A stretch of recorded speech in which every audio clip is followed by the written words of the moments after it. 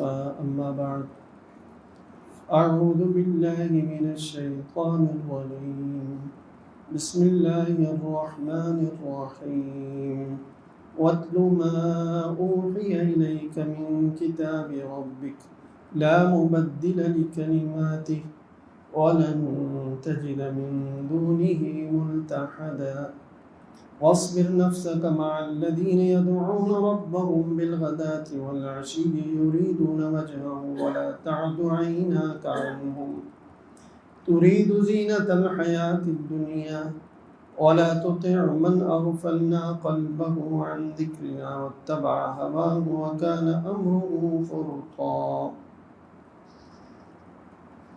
سورہ کہف کی آیت نمبر 27۔ فرمایا اے پیغمبر، جو کتاب آپ کی طرف نازل کی گئی ہے اس کو پڑھ کر سنا دیجیے، آپ اس کو پڑھ کر سنائیں۔ لا مبدل لکلماتہ، اللہ تعالیٰ کی باتوں کو کوئی بدلنے والا نہیں ہے۔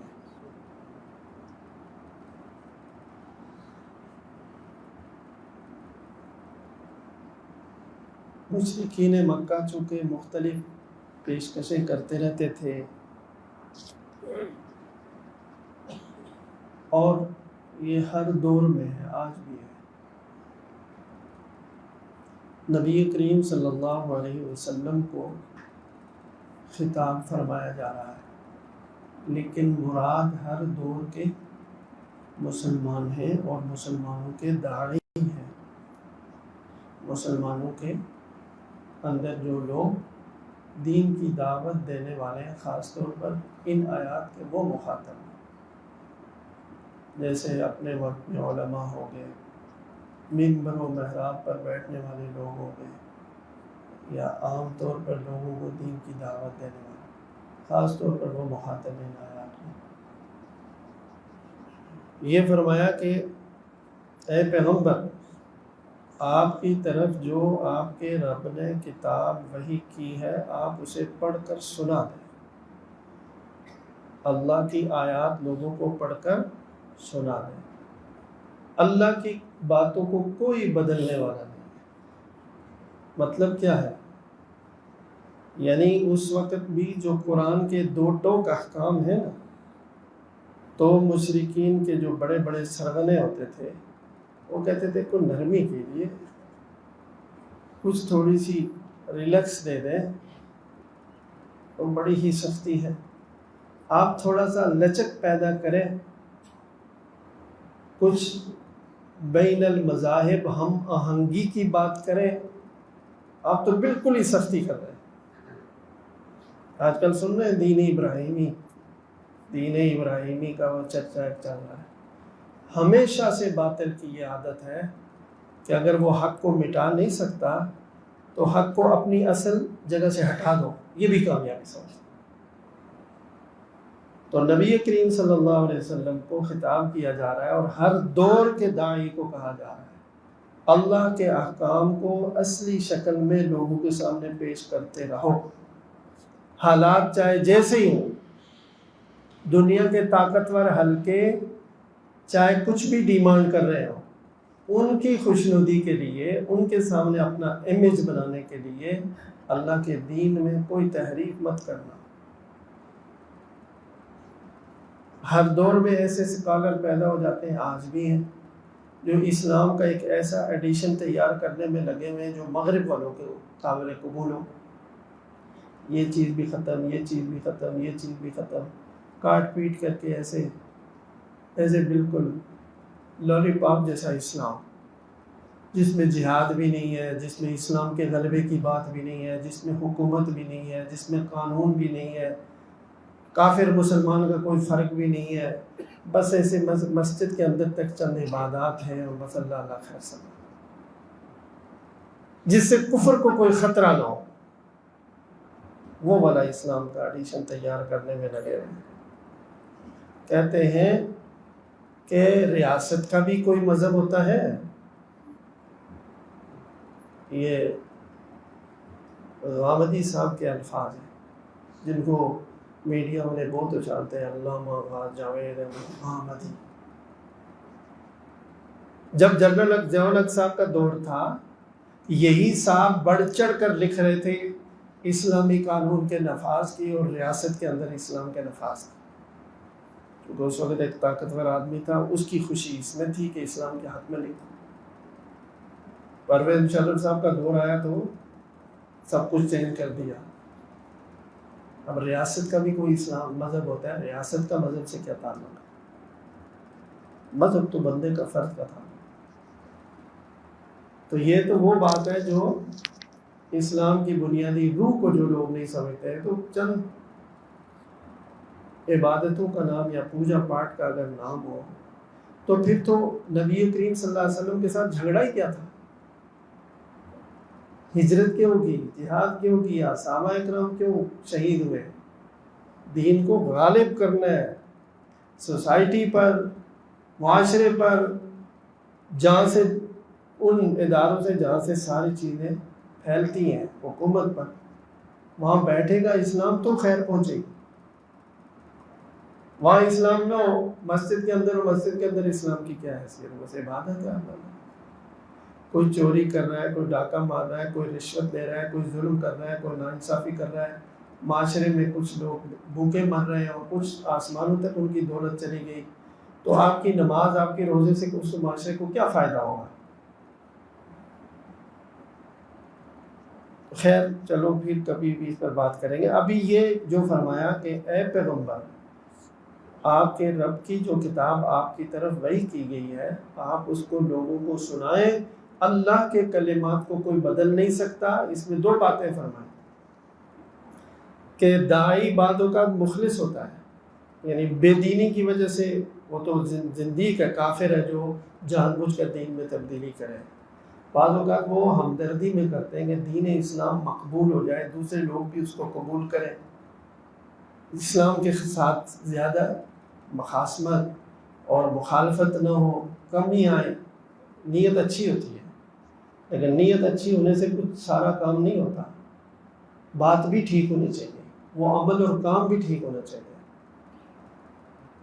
تو نیت اچھی ہو اور ایسی خدمت کریں کہ وہ خدمت کرنے کے نتیجے میں روح ہی فنا کر دیں، وہ نیک نیتی سے اس خدمت کا کوئی فائدہ نہیں۔ تو یہ بتایا کہ اللہ تعالیٰ نے یہ وعدے کیے ہوئے ہیں۔ اب جو میں عرض کر رہا ہوں کہ مطلب کیا ہے کہ اللہ کے کلمات، اللہ کی باتیں کوئی بدل نہیں سکتا۔ اس کا مطلب یہ ہے کہ اللہ کے وعدے دنیا میں دین اسلام کے غالب ہونے کے، دنیا میں مسلمانوں کے کامیاب ہونے کے، دنیا میں مسلمانوں کی عزت حاصل کرنے کے جو وعدے ہیں وہ اس پر ہیں کہ تم 100% دین پر عمل کرو، تم اس پر عمل کرو۔ اللہ کے ان کلمات کو دنیا کی کوئی طاقت بدل نہیں سکتی، چاہے کافر کتنے ہی طاقتور کیوں نہ ہو جائے۔ ان کو نیچے لانے کے لیے اپنے اسلام میں گنجائشیں پیدا کرنے کی کوشش مت کرو، اس لیے کہ اللہ تعالیٰ نے جو چیز بھیجی ہوئی ہے، سب انسان اللہ کے، اللہ تعالیٰ زیادہ بہتر سمجھتے ہیں۔ ہم کون ہوتے ہیں اس میں ترمیم کرنے لگے کہ اس میں ذرا لچک پیدا کرو، اس میں ذرا کمزوری پیدا کرو۔ تو یہ فرمایا کہ اللہ تعالیٰ کے باتوں کو، یعنی وعدوں کو، کلمات کو کوئی دنیا کی طاقت بدل نہیں سکتی۔ آپ بالکل پریشان نہ ہوں کہ اگر ہم نے ایسا نہ کیا تو دنیا میں اسلام کو ترقی نہیں ملے گی، مسلمانوں کو عزت نہیں ملے گی۔ یہ بات نہیں ہے۔ آپ پوری جو کتاب اللہ کی جیسے نازل ہو رہی ہے ویسے سناتے جائیے، اور کامیابی اور عزت اور ترقی یہ ہم پر چھوڑ دیجیے۔ وَلَن تَجِدَ مِن دُونِهِ مُلْتَحَدًا، اللہ کے سوا کسی کو کوئی جائے پناہ نہیں ملے گی۔ مطلب کیا ہے کہ اگر اللہ کے احکام کو چھوڑ کر کوئی مسلمان، داعی، عالم، رہنما، وہ یہ سمجھتا ہے کہ کسی اور طریقے سے ہم اسلام کے لیے، مسلمانوں کے لیے عزت حاصل کریں گے، اگر وہ ایسا کرتے ہیں تو اللہ کے سوا کو کوئی جائے پناہ نہیں ملے گی۔ دیکھ لیں پوری دنیا میں، اگر عزت کسی اور کے پاس ڈھونڈیں گے جا کر کے، ہمارے حکمران دوسروں کو ان کی خوشنودی کے لیے کیا فوراً کہنا شروع کر دیتے ہیں کہ پاکستان کا مستقبل لبرلزم میں، پاکستان کا مستقبل فلاں چیز میں ہے۔ وہ دل سے بھی نہیں کہہ رہے ہوتے میں یہ سمجھتا ہوں وہ مسلمان ہے، صرف کسی کو خوش کرنے کے لیے کہہ رہے ہوتے ہیں کہ ہم اتنے پکے مسلمان نہیں ہیں، تم مت سمجھو کہ ہم بہت پکے مسلمان ہیں، نماز پڑھ لیتے ہیں، اللہ خیر صلی اللہ روزہ رکھتے تھے، تو آپ کیوں ڈرتے ہیں؟ یعنی کس قدر حماقت ہے کہ دشمن جس چیز سے ڈرتا ہے اس کا مطلب ہے وہی ہیرا ہے، اسی کو سنبھالو۔ دشمن ہمارے دین سے وابستگی سے گھبراتا ہے، اس کا مطلب یہ کہ اسی میں کامیابی ہے۔ دشمن ہمارا خیر خواہ تو نہیں ہو سکتا، وہ بدخواہ ہے، تو وہ وہی ہمارے بارے میں اسی چیز سے ڈرتا ہے جس کو وہ سمجھتا ہے کہ اس کے نتیجے میں یہ اوپر آ جائے گا۔ ابھی ہم نے دبائے ہوئے، یہ دبے ہوئے اس وقت تک رہیں گے جب تک کہ دین کے قریب نہیں جائیں گے۔ یاد رکھیں کہ دین خالص اور صحیح دین اللہ کے سوا کسی کی غلامی قبول کرتا ہی نہیں، اس کی فطرت میں ہی نہیں ہے۔ اور مسلمان اگر دین پر کھڑے ہو جائیں، کوئی دنیا کی طاقت نہیں ان کے سامنے کھڑی ہو سکتی، اور یہ ہو چکا ہے دنیا میں۔ ایک فرضی ایسی جذباتی باتیں نہیں ہیں۔ 1200 سال تک ان کے تو ابھی 400 500 سال بھی پورے نہیں ہوئے ان کے غلبے اور طاقت کے، مسلمان 1200 سال پر بغیر شرکت غیر اس پوری دنیا پر حکومت اور کنٹرول کرتے رہے۔ وہی ساری تاریخ کو پڑھاتے نہیں ہے، سب کچھ ہر وقت چوکنا رہتے ہیں، کہاں سے دین کی بات ہو رہی ہے، وہیں ختم کرو وہیں ختم کرو۔ ہمارے مسلمان حکمرانوں کو، ہمارے تعلیم یافتہ لوگوں کو بالکل خبر نہیں ہے اپنی طاقت، اپنی عظمت اور اپنی حقیقت کے بارے میں۔ وہ زیادہ بہتر جانتے ہیں، بہت زیادہ بہتر جانتے ہیں، اس لیے وہ ایک ایک چیز پر نظر رکھتے ہیں۔ ہمارے یہاں تو مسجد مدرسے کی کوئی اہمیت نہیں ہے، کوئی پرواہ بھی نہیں کرتے، وہ عزت کی نظر سے بھی نہیں دیکھتے۔ یہاں کی ان کے نزدیک ایٹم بم سے زیادہ خطرناک، مسلمانوں کے لیے زیادہ طاقت کی جگہ ہے۔ کیا وجہ ہے؟ ہم نے تو نہ کوئی سرکاری بجٹ ہے دینی مدارس کے لیے، مساجد کے لیے، نہ کوئی ان کے لیے کوئی مراعات ہے، کوئی چیز نہیں ہے، کسی کھاتے میں نہیں رکھا ہوا۔ ادھر سے دیکھیں تو بات یہی ہے کہ یہاں سے دین ہے، اور مسلمان دین سے وابستہ ہوں گے، پھر ان کو کوئی کمزور نہیں کر سکتا۔ میں نے یہودی کی وہ بات ذکر بھی کی تھی، یہودیوں کا جو پیشوا ہے وہ کہہ رہا ہے مسلمانوں کے ساتھ مقابلہ کرنا ہوگا تو میں یہودیوں کو کہتا ہوں تم اپنے اندر روحانیت پیدا کرو۔ مسلمانوں کی طاقت سے مادی نہیں، اصل طاقت روحانیت ہے، وہ اللہ سے دعا کرتے ہیں، وہ 5 وقتہ نماز پڑھتے ہیں، تو لہذا تم بھی ایسا کرو۔ تو وہ بھی دیوار گریا کے بعد جا کر روتے ہیں۔ تو خلاصہ کیا ہے؟ ان کو خوش کرنے کے لیے اسلام کے جبے کو کاٹ چھانٹ کر کے اس سائز پر بنانے کی ضرورت نہیں ہے۔ ٹھیک ہے، مادی لحاظ سے کمزور صحیح، معاشی لحاظ سے کمزور صحیح، اپنی جگہ پر رہتے ہوئے پورے دین پر عمل کرو۔ عورتوں کے کپڑے فیشنیبل ہونا شروع ہو گئے، پردہ ختم ہو گیا، بے حیائی عام ہوتی جا رہی ہے، کوئی فکر نہیں ہے اولاد دین کی طرف ہے، بے دینی کی طرف ہے، کیا ہے ایک عام روٹین بس یہ کہ اچھے تعلیمی ادارے دنیا میں لحاظ سے پڑھ رہے ہیں یا پیسہ کمانے کی طرف جا رہے ہیں تو سوچتے ہیں کہ کامیاب ہیں۔ یہ ناکامی کا راستہ ہے، تباہی کا راستہ ہے، مسلمانوں کو اس پر کبھی عزت نہیں ملے گی۔ تو یہ فرمایا وَلَن تَجِدَ مِن دُونِ مُلْتَحَدًا، کہ جو شخص یہ چاہے کہ وہ اللہ کی کتاب کو اس طرح نہ بیان کرے جس طرح اللہ نے نازل کی ہے، دنیا کے طاقتور لوگوں کی مزاج کی رعایت رکھتے ہوئے اس میں گنجائش کرے اور اللہ کے احکام کو چھوڑ دے، اسے کوئی جائے پناہ نہیں ملے گی۔ وہ اگر سمجھتا ہے کہ عزت ملے گی، نہیں ملے گی۔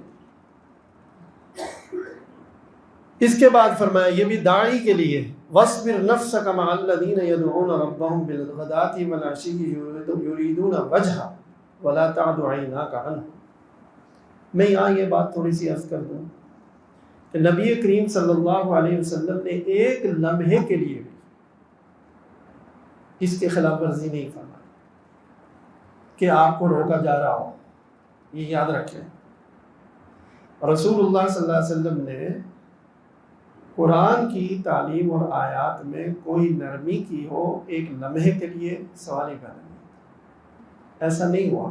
لیکن ایسا موقع آیا ہے جس میں کوئی بھی داعی اور قوم کا رہنما کر سکتا ہے، اس لیے یہ آیات ہے۔ اور رسول اللہ صلی اللہ علیہ وسلم کے پاس لوگ آئے، جیسے پیچھے بھی آیات گزری ہے کہ 1 سال آپ ہمارے بتوں کا سامنے عبادت کا مظاہرہ کر لیں، 1 سال ہم بغیر بتوں کی عبادت کے حج کا کر لیں گے۔ سے درمیانی رائے دیتے تھے کہ کچھ مل جل کر کے چلیں۔ رسول اللہ صلی اللہ علیہ وسلم نے ایک لمحے کے لیے قبول نہیں کیا۔ اور اس کے ساتھ آگے جو آیت ابھی میں نے پڑھی ہے، قریش کے بڑے بڑے، بلکہ ایک باہر کا سردار تھا عیینہ ابن حصن فزاری، وہ رسول اللہ صلی اللہ علیہ وسلم سے آ کر ملا، اور بھی لوگ تھے، کہنے لگا کہ آپ، آج کی زبان میں اگر کہوں کہ آپ ایلیٹ کلاس کے لوگوں کو، یہ بالکل جو لو کلاس کے اور تھرڈ کلاس کے لوگ ہیں، کمی ان کے ساتھ نہ بٹھایا کریں، اس سے آپ کے پیغام میں اور ترقی اور وسعت نہیں ہوگی، کمی ہوگی، بڑے ہمدردانہ اس میں۔ یہ غریب مسکین لوگ جیسے حضرت بلال، سلمان فارسی ہو گئے، ان کو دنیا میں لحاظ سے کہتے ہیں کہ کمزور مسکین لوگ، یہ یہاں کے عرب بھی نہیں ہیں، ان کی کیا اوقات حیثیت ہے، جہاں داخل جو نوابوں کی طرح یہ بھی اسی صف میں بیٹھے ہیں، ابو بکر اور عمر بھی وہاں بیٹھے ہیں، اور رسول اللہ صلی اللہ علیہ وسلم کے دائیں بائیں سلمان ہے، بلال ہے، پتہ ہی نہیں چلتا کہ یہ غلام ہیں یا یہ آزاد لوگ ہیں۔ وی آئی پی کلچر یہ ہمیشہ باطل کے دماغ میں ہوتا ہے، اسلام میں نہیں ہے۔ جتنا دین سے دور ہو یہ چیزیں ہوں گے، طبقاتی فرق، چاہے وہ نسب، نام و حسب و نسب کے لحاظ سے ہو، دنیاوی وجاہت اور عہدے منصب کے لحاظ سے ہو، کسی بھی لحاظ سے ہو، اسی طرح یہ وی آئی پی اور وی آئی پی، یہ سب چیزیں دین سے ہٹی ہوئی ہیں، یہ دین کا مزاج نہیں ہے، جہالت کی چیزیں اور جاہلیت کی چیزیں۔ تو وہ بھی یہی تجویز لے کر کے آیا کہ آپ کا پیغام مؤثر ہوگا، قریش کے اور قبائل کے جو بڑے بڑے سردار ہیں وہ آپ کے ساتھ بیٹھے، آپ کا پیغام سنیں، آپ کی شخصیت ایسی ہے تو وہ قبول کریں گے تو بہت جلدی ترقی ہوگی اسلام۔ یہ ساتھ جو بٹھاتے ہیں اس سے بڑا نقصان ہو رہا ہے۔ دوسری تجویز یہ دی کہ اچھا اگر آپ ان کو دور نہیں کر سکتے، پہلا تو اس نے یہ کہا نا کہ ان کو تو انہیں اجازت سے اندر آئے گئے، جیسے اس کا اپنا مزاج تھا کہ جس اسٹیٹس کے یہ لوگ ہیں ان کو وہاں رکھو، الیاذ باللہ، یہ اجازت ہو تو آئیں، اجازت ہو۔ میں نے کہا پھر ایسا کر لیں کہ آپ 2 مجلسیں کر لیں، ایک مجلس میں بے شک آپ بیٹھے رہیں، آپ نرم دل آدمی ہیں، آپ بہت شفیق ہیں، لیکن جب وی آئی پی لوگ آئیں ان کے لیے الگ ٹائم رکھیں، اس میں یہ شامل نہ ہو۔ تو یہ ہر داعی اور رہنما کو ایسی باتیں جب وہ کسی سٹیج پر پہنچے تو پیش آئیں گی۔ رسول اللہ صلی اللہ علیہ وسلم نے تو ایک لمحے کے لیے بھی اس کو قبول نہیں کیا، لیکن آیات اتر آئی اور دیکھیں کیا تیور ہے آیات کا۔ فرماتے ہیں اللہ تعالیٰ وَاصْبِرْ نَفْسَكَ مَعَ الَّذِينَ يَدْعُونَ رَبَّهُمْ بِالْغَدَاةِ وَالْعَشِيِّ يُرِيدُونَ وَجْهَهُ، اپنے آپ کو باندھ کر رکھیے صبح ان لوگوں کے ساتھ جو صبح شام اللہ کا ذکر کرتے ہیں، صرف اللہ کی رضا کے، چاہے وہ مسکین ہے، چاہے وہ غلام ہے، وہ لٹے پٹے قسم کے لوگ ہیں، معاشرے میں ان کا کوئی سٹیٹس نہیں ہے، لیکن وہ اللہ کو صبح شام اللہ کی رضا کے لیے ہمہ وقت یاد کرتے ہیں۔ ایسے لوگوں کے ساتھ اپنے آپ کو باندھ کر رکھیے، وَاصْبِرْ نَفْسَكَ مَعَ الَّذِينَ، ان کے ساتھ جمے رہیے، ان سے نہیں ہٹنا، اس لیے کہ مدد و نصرت، عزت و رفعت، سربلندی اور ناموری یہ اللہ تعالیٰ عطا کرتے ہیں، دنیا میں اسباب ہے، ان کے ساتھ یعنی دین کے ساتھ، جو دین کے مخلص ہیں، سچے ہیں، ایمان میں کامل ہیں، اور آپ کی بدولت ان کو یہ ملا ہے، آپ انہی کے ساتھ باندھیں۔ یہ نہیں کہ وی آئی پی لوگوں کے لیے الگ کوئی میٹنگ ہو، کوئی ٹائم ہو گیا ملاقات کا اور ان کے لیے الگ، یا وہ وی آئی پی لوگوں کے وقت ان کو اٹھا دیں۔ آپ اپنے آپ کو پابند رکھیں ان کے ساتھ، تب آپ کے اوپر اللہ کی مدد و نصرت اترے گی۔ اور پھر آگے دیکھیں وَلَا تَعْدُ عَيْنَاكَ عَنْهُمْ تُرِيدُ زِينَةَ الْحَيَاةِ الدُّنْيَا، دنیا کی رونق اور دنیا کی خوبصورتی کی خاطر ان سے نگاہ ہٹانے کی کوشش مت کرنا۔ دنیا کی رونق کیا تھی؟ یہی بڑے بڑے سردار، بڑے اہم لوگ، وی آئی پی لوگ آئیں گے، اسلام پھیلے گا، اسلام کو ترقی ملے گی، ایک رونق ہوگی. اور رونق سے مراد کوئی ڈھول باجا تھوڑی ہے، دین ہی مقصد تھا، اسلام ہی. لیکن اسلام کو ایک رونق ملی. فرمایا ہرگز نہیں، وَلَا تَعْدُ عَيْنَاكَ عَنْهُمْ، آپ کی نگاہ ہٹنے نہ پائے ان سے دنیا کی رونق اور خوبصورتی کی خاطر. تُرِيدُ زِينَةَ الْحَيَاةِ الدُّنْيَا. میں نے عرض کیا کہ رسول اللہ صلی اللہ علیہ وسلم تو ایک لمحے کے لیے بھی ایسا نہیں کیا. یہ آنے والے قیامت تک کے سارے داعیوں کو یہ پیغام ہے کہ ایسا موقع رسول اللہ صلی اللہ علیہ وسلم پر بھی آیا. آپ تو اسی خصوصیت اور صفت پر قائم تھے. پہلے آیات بے شک نازل ہوئی، آپ کی وجہ سے نازل ہوئی، اور ان آیات کے بعد آپ نے وہ طریقہ اختیار کیا ہو اور آپ اس صفت پر آئے ہو. نہیں، آپ پہلے سے تھے. لیکن آیات نازل ہوئی قیامت تک کے داعیوں کے لیے کہ رسول اللہ صلی اللہ علیہ وسلم تو نہیں ہٹ سکتے، لیکن یہ مواقع آئیں گے آئندہ بھی دنیا میں اسلام کے رہنماؤں کے سامنے. یہ ان کے سامنے نمونہ رہنا چاہیے کہ ہم نے رسول اللہ صلی اللہ علیہ وسلم کو بھی پابند کیا ہے، ان کو بھی اجازت نہیں دی. طریقہ کیا ہوا کہ دین اسلام پر قائم و دائم رہو، اور جو دین کے اوپر 100% عمل کرنے والے لوگ ہیں اپنے سے ان کو دور کرنے کی کبھی کوشش مت کریں. انہی کے قریب رہیں، انہی پر توجہ رکھیں، انہی کی برکت سے انشاءاللہ باقی بھی اسلام میں داخل ہوں گے. تھوڑا سا وقت لگے گا. ہوا وہی، آخر سارے لوگ داخل ہوئے، بڑے بڑے لوگ بھی آئے، لیکن حیثیت وہی تھی. رسول اللہ، حضرت عمر رضی اللہ تعالیٰ عنہ، بڑے بڑے سردار بعد میں قریش کے مسلمان ہوئے نا، تو کبھی ان کو بھی احساس ہوتا تھا وہ پیچھے بیٹھے ہوئے یا ادھر بیٹھے ہوئے دائیں بائیں، اور حضرت بلال رضی اللہ عنہ فرماتے تھے آئیے آئیے ہمارے سردار آ گئے. پھر کہتے تھے کیا کروں، تم لوگ اگر پہلے اسلام لے آتے تو یہ عزت و وجاہت تمہیں ملتی. اب اللہ کے سامنے جو شخص پہلے آیا اسی کو اللہ نے عزت دینی ہے، چاہے وہ بلال ہے، چاہے وہ سلمان ہے. تو بالآخر وہ داخل ہوئے، اور کوئی کفر کا سرغنہ جزیرۃ العرب میں باقی نہیں رہا. اس لیے فرمایا یہ ہے راستہ. وَاصْبِرْ نَفْسَكَ مَعَ الَّذِينَ يَدْعُونَ رَبَّهُمْ بِالْغَدَاةِ وَالْعَشِيِّ يُرِيدُونَ وَجْهَهُ. اپنے آپ کو صبر کے ساتھ روکے رکھیے ان لوگوں کے ساتھ جو صبح و شام اللہ کو یاد کرتے ہیں. یریدون وجہ، صرف اللہ کی رضا چاہتے ہیں. مخلص مومن، اللہ کے پیارے بندے، اللہ سے، اللہ کے رسول سے محبت کرتے ہیں. وَلَا تَعْدُ عَيْنَاكَ عَنْهُمْ، آپ کی نگاہ ہٹنے نہ پائے ان سے. تُرِيدُ زِينَةَ الْحَيَاةِ الدُّنْيَا، دنیا کی رونق حاصل کرنے کے لیے، اسلام کی ترقی دنیا میں لحاظ سے. اور یہ چاہنے کے لیے آپ ان مخلص مومنین کو، صحابہ کو ہٹا دیں، ایسا کبھی سوچنا نہیں. وَلَا تُطِعْ مَنْ أَغْفَلْنَا قَلْبَهُ عَنْ ذِكْرِنَا، یہ بھی ہم سب کے لیے داعیوں کے لیے. اس آدمی کا کبھی کہنا نہ ماننا جو دین کا ہمدرد بن کر کے آئے، جیسے حسین عیینہ ابن حصن فزاری کا میں نے واقعہ سنا ہے. ایسے لوگوں کا کہنا نہ ماننا دین کے بارے میں کہ یوں کرو تو یوں کرو. فرمایا کہ جن کو ہم نے اپنے ذکر سے غافل کر دیا، ان کے اناد، ضد اور بدعمالیوں کی وجہ سے اللہ کی یاد سے غافل ہے وہ لوگ. چاہے دنیا کے کسی بڑے عہدے پر ہو، منصب پر ہو، بڑے عہدے منصب پر بعض لوگ زیادہ ہی غافل ہو جاتے ہیں. مال و دولت ہو، کوئی بھی ایسی غفلت کی بات ہوتی ہے ان کو پرواہ نہیں ہوتی. آپ کبھی بھی کہنا مت مانیے اس شخص کا جس کا دل ہم نے اپنی یاد سے غافل کر دیا. واتبع هواه، وہ اپنی خواہشات کے پیچھے چل پڑا ہے. وَكَانَ أَمْرُهُ فُرَطًا، اور اس کا معاملہ حد سے گزر گیا. ایسے لوگ چاہے دین اسلام کے ہمدرد بن کر آئے، خیر خواہ بن کر آئے، جو خود دین کے اوپر ثابت قدم نہیں، آپ نے دین کے معاملے میں ان کی کوئی مشورہ نہیں لینا، کوئی رائے نہیں لینی ہے، کوئی پرواہ مت کریں ان کی.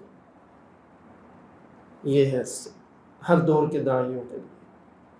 اللہ تعالیٰ ہم سب کو دین کے اوپر ثابت قدم رکھے. ہمارے تمام ارباب اقتدار اور علماء اور داعی سب کو اللہ تعالیٰ صحیح صراط مستقیم پر چلنے کی توفیق عطا فرمائے۔ درسقرآن.com www.درسقرآن.com